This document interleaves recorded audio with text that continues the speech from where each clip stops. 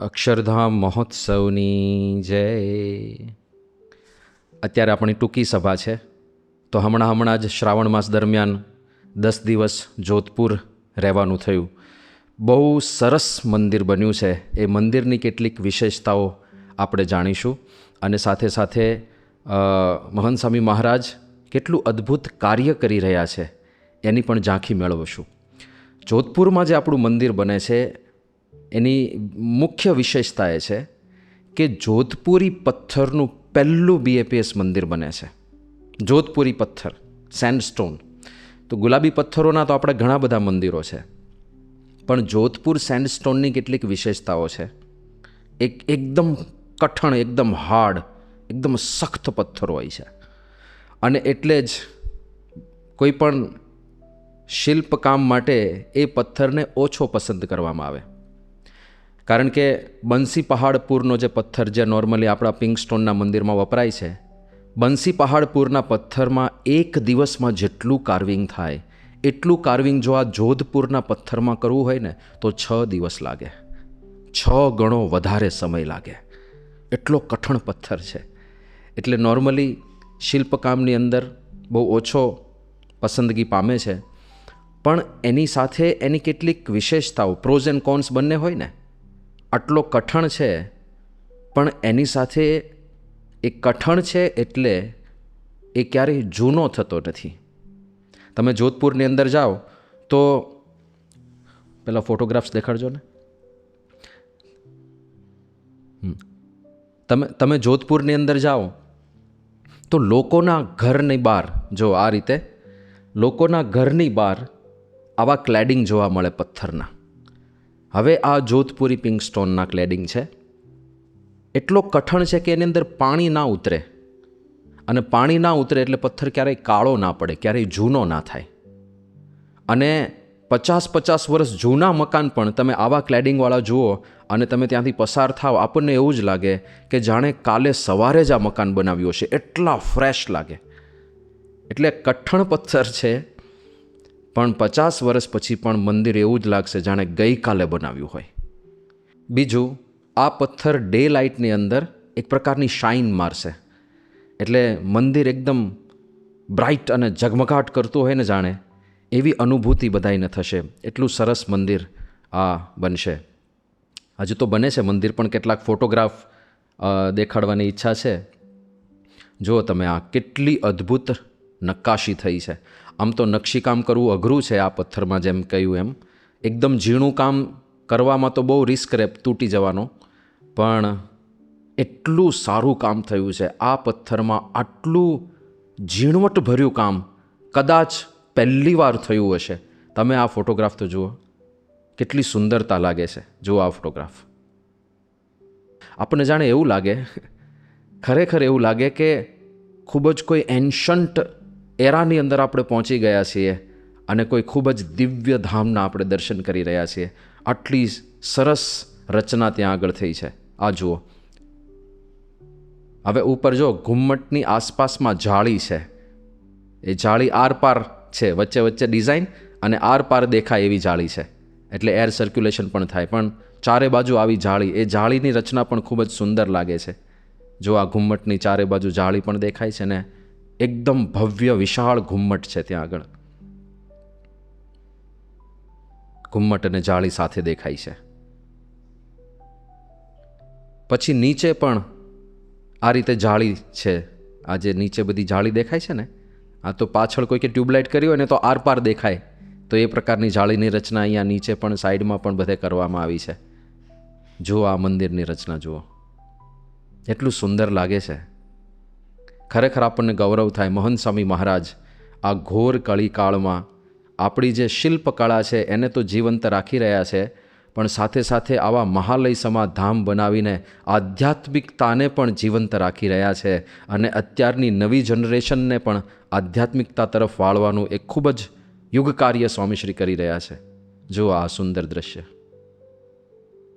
એટલું અદ્ભુત લાગે છે. આ ખરેખર બહુ આનંદ થાય એવી વસ્તુ છે. જો આટલું ઝીણું ને આટલું સુંદર કામ થયું છે, જે રેર છે આ પથ્થરની અંદર કરવું. જો આખા બધા સ્તંભ પંક્તિઓની જે શોભા લાગે છે, અને તમે પાછળ જુઓ પેલો ટેકરો દેખાય છે આર પાર.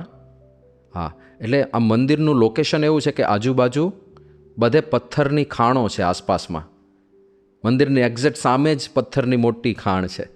અને એક બહારના સજ્જને આવીને બહુ ખૂબ જ સુંદર મનન આપેલું કે સામે જે ખાણ છે એ ખાણના પથ્થરોને ઈર્ષા થતી હશે કે મારો ઉપયોગ આ મંદિરમાં કેમ ના કર્યો. કદાચ કર્યો પણ હશે, આપણને ખબર નથી, પણ એમણે તો પોતાની રીતે પોતાની ભાવનાઓ વ્યક્ત કરી હતી કે એ બધા પથ્થરોને ઈર્ષા થતી હશે કે આટલું સુંદર મંદિર બની ગયું અને અમને સેવા ના મળી. એવી સરસ વાત કોઈક ભાઈએ કરેલી. પણ આજુબાજુ પથ્થરોની ખાણ છે, અને જ્યાં પથ્થરની ખાણ નથી ત્યાં પણ બધા પથ્થરના જ ટેકરા ને એવું બધું છે.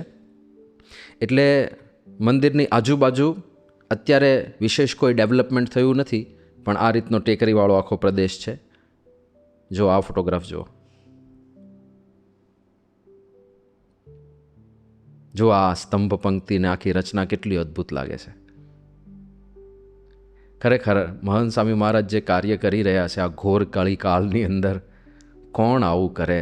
કેટલી મહેનત છે આની પાછળ, કેટલી મહેનત, કેટલી કડાકૂટ. આ એક ડિઝાઇન નક્કી કરવાની, લોકો સાથે કામ કરવાનું, કામ કરાવવાનું, પણ આ બધી મહેનત વર્થ છે. આ મંદિરોથી જે કાર્ય થાય છે ને એની સામે આપણે જ્યારે નજર નાખીએ ત્યારે આ બધી મહેનત વર્થ છે, એ યોગ્ય છે, એ બરાબર છે, અને કરવી જ જોઈએ. આપણને ઉત્સાહવર્ધન થાય ઉલટાનું કે જે કાર્ય કરીએ છીએ એ વધારે વેગથી કરવું જોઈએ, કારણ કે લોકોના જીવન બદલાય છે, લોકોને દિવ્યતાનો અનુભવ થાય છે આ મંદિરોમાં. ઓલરેડી હજુ તો અહીંયા ભગવાન પ્રતિષ્ઠિત પણ નથી થયા. આપણે જે 10 દિવસ મેં વાત કરી ને કે શ્રાવણ માસમાં મને ત્યાં સેવા માટે જવાનું થયેલું, તો જુદા જુદા સમાજના લોકો આવતા હતા અને બધાએ મંદિર જોતા હતા, મંદિર વિશે જાણતા હતા, સત્સંગ, કથા, વાર્તા, ભજન ભક્તિનો લાભ લેતા હતા. તો એમાં એક દિવસ એક સમાજના લોકોનું સંમેલન હતું. 2-3 હરિભક્તો મોડા આવ્યા અને સંમેલન આખું પૂરું થઈ ગયું હતું. પછી એ ત્યાં કેમ્પસમાં ઊભા હતા અને હું ત્યાંથી પસાર થયો.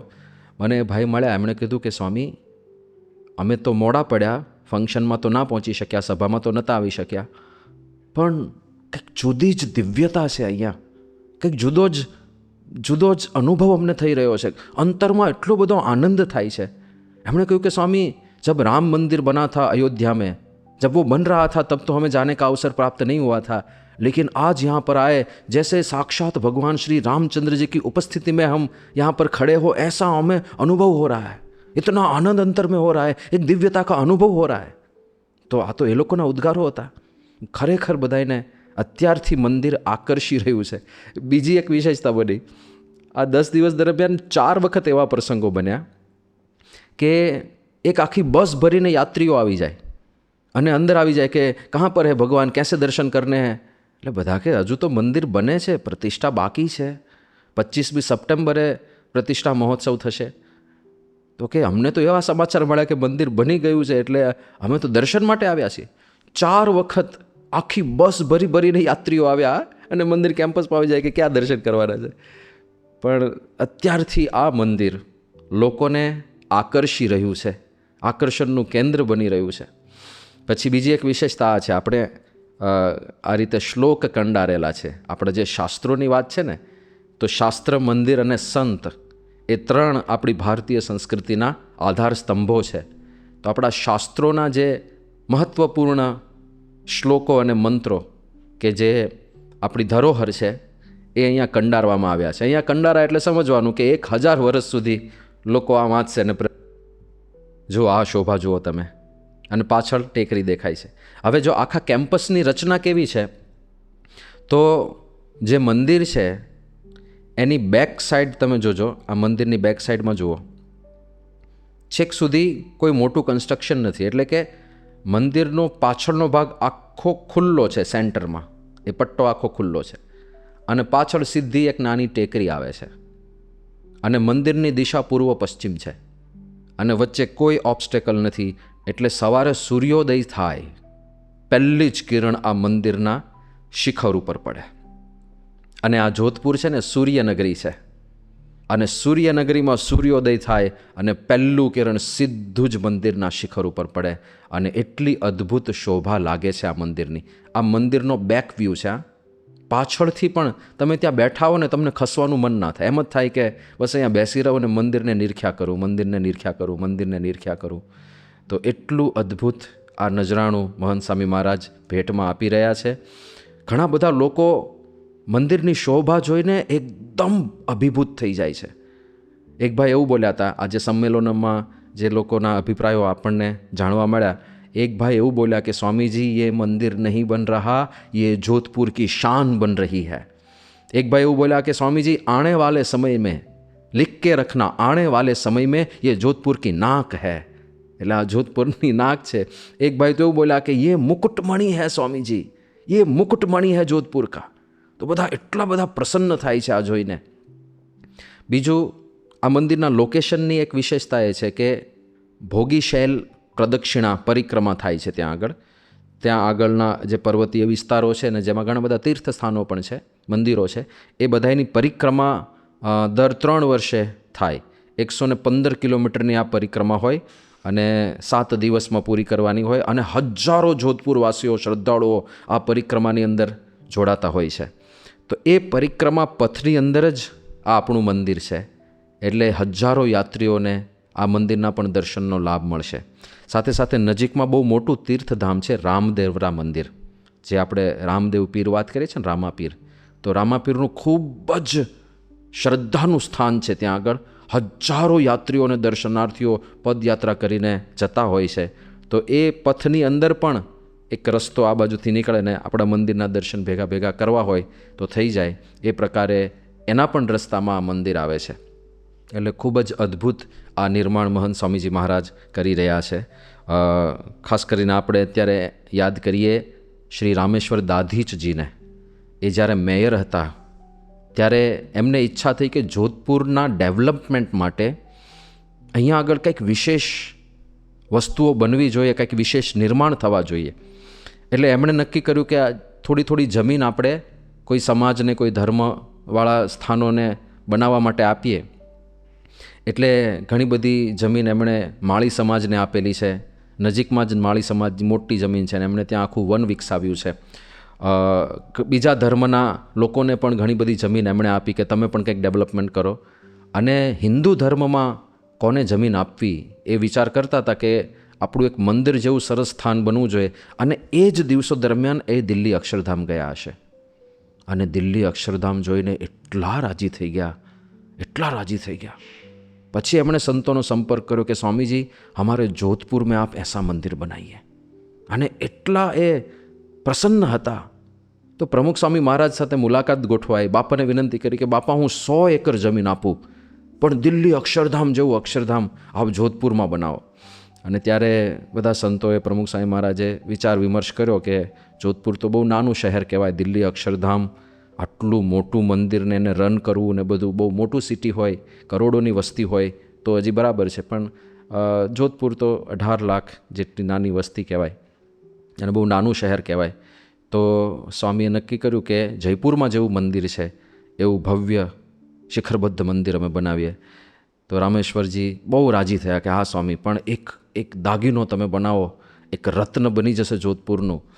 તો એમની ખૂબ વિનંતી હતી. અને હમણાં જ આવ્યા હતા આ 10 દિવસના સંમેલનમાં, એક દિવસ આ રામેશ્વરજી પણ આવ્યા હતા. અને એમણે કહ્યું કે मैं तो 100 एकड़ देना चाहता था लेकिन संतों ने कंजूसी की કે સંતોએ લીધી નહીં જમીન. પછી 18 એકર જમીનનું નક્કી કર્યું અને અત્યારે 18 એકરનું આખું કેમ્પસ એ ડેવલપ થઈ રહ્યું છે અને ખૂબ જ સુંદર મંદિર બની રહ્યું છે. આ મંદિર એકતાનું પણ પ્રતીક બનશે, કારણ કે પ્રમુખ સ્વામી મહારાજની જે એક રુચિ રહેતી ને કે પોતપોતાના જે ઈષ્ટદેવ હોય એમાં પરમ શ્રદ્ધા રાખવાની, પણ બધાને આદર આપવાનો. અહીંયા એકદમ એટલો અદ્ભુત માહોલ રચાયો છે કે બધા જ જુદા જુદા સમાજ પોતપોતાની નિષ્ઠામાં દ્રઢ હોય પણ હળીમળીને કામ કરે છે. મેં જેમ વાત કરી કે આ 10 દિવસ દરમિયાન બધા જુદા જુદા સમાજના લોકો આવ્યા હતા, જુદા જુદા સંમેલનો થયા અને બધા એટલા રાજી છે, બધાનો સંપૂર્ણ સહકાર, સહયોગ. અને બધા કહે છે કે સ્વામીજી કોઈ પણ કાર્યની અંદર અમારે લાયક કંઈક સહયોગની તમને જરૂર હોય તો અમને જણાવજો, અમે સહયોગ આપવા તૈયાર છીએ. તો એ રીતે બધાનો સાથ સહકાર સાથે લઈને આ મંદિરનું નિર્માણ થઈ રહ્યું છે.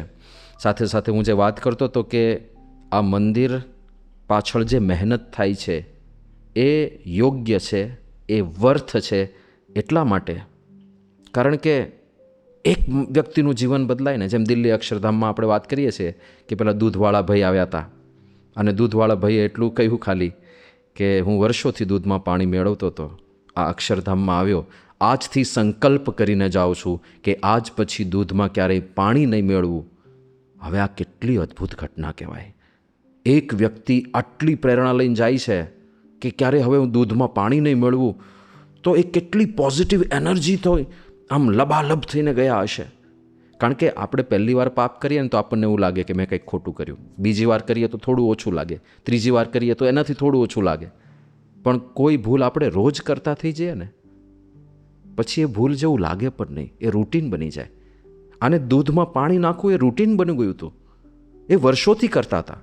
પણ અહીંયા આવીને કેટલી અદ્ભુત પ્રેરણા મળી ગઈ હશે કે વર્ષોથી જે ભૂલ કરતા હતા એ ભૂલ રિયલાઇઝ થઈ અને એમણે પાછવા વળવાનો સંકલ્પ કર્યો. એ પ્રતિજ્ઞા કરીને ગયા કે આજ પછી હું ક્યારેય દૂધમાં પાણી નહીં મેળવું. હવે મારી દૃષ્ટિએ આ એક જ પ્રસંગ બને ને, આ એક જ પ્રસંગની સામે આખું દિલ્હી અક્ષરધામ બનાવવાનો બધો જ પુરુષાર્થ સાર્થક છે. જો એક વ્યક્તિના જીવનમાં સુધારો આવતો હોય તો ખરેખર ખરેખર. અને અહીંયા તો ઓલરેડી બની ગયું. આ સમાજના સંમેલનો દરમિયાન વ્યસન મુક્તિની પણ આપણે થોડી થોડી વાતો થતી તો ઘણા બધા લોકો સામેથી આવ્યા અને વ્યસન મૂકીને ગયા. એક ભાઈ તો તમાકુનું પડીકું સીધું જ સંતોના ચરણોમાં મૂકી દીધું, સ્વામીજી ये यहाँ छोड़ कर जा रहा हूँ, आज के बाद कभी स्पर्श भी नहीं करूँगा. પછી સંતોએ એમને હાથમાં જળ લઈને પ્રતિજ્ઞા પણ કરાવી. બીજા એક ભાઈ આવ્યા, એમણે કહ્યું કે स्वामी मैं हाथ में जल तो अभी नहीं ले पाऊँगा क्योंकि मुझे डर लगता है कि कदाचित मैं पालन ना कर पाऊँ तो अपराध हो जाएगा संतों का. એટલે એમણે કહ્યું કે स्वामी जी मैं करके देखता हूँ, मैं 15 दिनों तक, ये मेरी प्रतिज्ञा है ही, लेकिन मैं 15 दिनों तक अपने आप को मैं टेस्ट करना चाहता हूँ और उसके बाद मैं आऊँगा और प्रतिज्ञा करके जाऊँगा. તો કેટલા બધા લોકો વ્યસન મૂકીને ગયા, હજુ તો ભગવાન બેઠા નથી. ત્યારથી આ પરિવર્તનનું એક મંદિર બની ગયું છે. તો એટલું અદ્ભુત મંદિર આ જોધપુરનું છે. આવા મંદિરનો વિશેષ મહિમા સમજાય, મહંત સાંઈ મહારાજના આ કાર્યનો આપણને વિશેષ મહિમા સમજાય. આપણને તો જ્યારે જોધપુર જવાનો અવસર પ્રાપ્ત થાય ત્યારે, ભવિષ્યમાં ગમે ત્યારે થાય ત્યારે આપણને દર્શનને બધું થશે.